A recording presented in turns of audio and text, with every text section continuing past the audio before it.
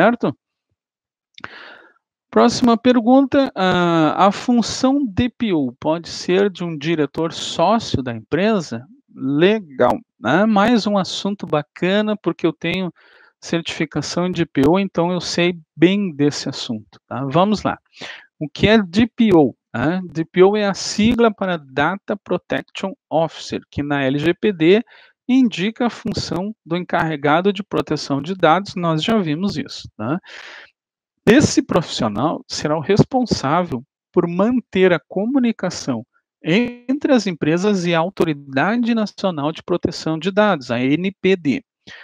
Será o responsável em atender de forma imediata, cuidado isso, atender de forma imediata a solicitação dos consumidores, que a LGPD chama de titulares. Então, é possível nomear como DPO qualquer pessoa, até mesmo uma pessoa jurídica, um escritório. Pode ser nomeado alguém de dentro da empresa? Também pode, né? O sócio da empresa pode ser o DPO? Sim, pode, né? O DPO pode ser alguém do departamento de vendas? Pode. Pode ser alguém do marketing? Pode. Pode ser alguém do jurídico? Pode. A questão toda, né, que deve ser verificada com bastante cuidado é o conflito de interesses. Por exemplo, eu tenho uma empresa e nomeio como DPO o encarregado da área de TI. Pergunto, tá? Pense nisso. Ele terá tranquilidade para indicar a existência de falhas na área de TI? Ou ele vai deixar de atender o prazo de um determinado projeto para ficar verificando os demais departamentos da empresa se estão cumprindo com as normativas da LGPD? Aí vamos para a pergunta. Sócio-diretor, ele vai deixar de fazer suas reuniões, cumprir a agenda para fazer treinamento dos colaboradores? Os colaboradores precisam estar constantemente em treinamento.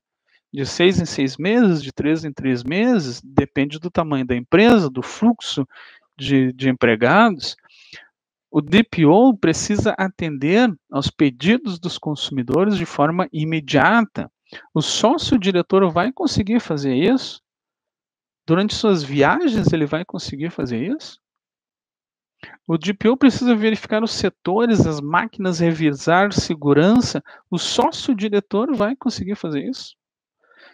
Então, lembre-se que o DPO precisa ter conhecimento e aplicabilidade da lei, conhecimento de todo o processo de negócio, conhecimento de soluções e serviços tecnológicos que permeiam toda a segurança do processo, não somente segurança de dados pessoais, mas todo o processo de segurança da informação e proteção de dados que uma empresa precisa ter. Tá?